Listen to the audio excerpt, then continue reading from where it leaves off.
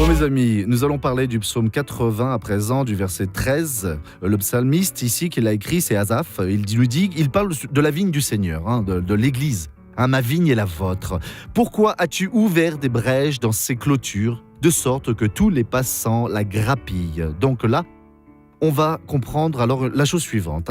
Il y avait autour du vignoble de Dieu une clôture pour que l'ennemi n'y rentre pas, pour qu'il ne puisse pas la détruire. L'ennemi a déjà été vaincu. Il n'a plus donc les capacités de détruire les gens. Aujourd'hui, mais pour moi, tout est détruit. Il nous manque un petit peu de foi pour que vous puissiez l'expulser. Il nous dit ici que Dieu a brisé les clôtures, ces fossés là qui avaient des panneaux dessus, où l'ennemi marchait dessus, tombait là au fond et jamais plus n'en sortait.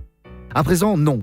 Parce que l'ennemi ne touche plus en nous. Les personnes donc sont invitées à venir alors à la vigne, à l'église, et ne vont se blesser avec rien du tout. Elles peuvent venir car c'est gratuit. La guérison, la bénédiction pour tout le monde. Dieu fait cette belle œuvre. Regardons maintenant le témoignage de cette personne qui est venue à la vigne et a été bénie. J'ai mal aux deux bras parce que j'ai rompu un nerf ici. Le nerf a été rompu, mais sans douleur, vous pouvez le lever jusqu'où ? Je l'ai levé seulement comme jusque ça. là. Et maintenant ? Et là, voilà, regardez. Comme c'est beau. Jésus, le Seigneur est bon. À présent, nous allons prier. Ô mon Dieu bien-aimé, je te remercie parce que le fossé, la tranchée qui avait été recouverte, qui empêchait que l'ennemi puisse nous atteindre, nous n'en avons plus besoin maintenant parce que le Seigneur a détruit le pouvoir de l'ennemi. Il ne peut plus entrer alors en nous et il n'y parviendra plus.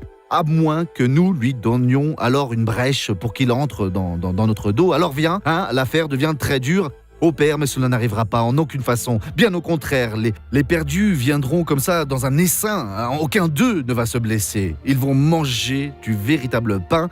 Ils vont boire de la véritable eau. Ils vont être une bénédiction. Mes chers frères, soyez tous guéris à présent. Voyez, car je suis en train de prier et je réprimande alors tout le mal. Au nom de Jésus-Christ.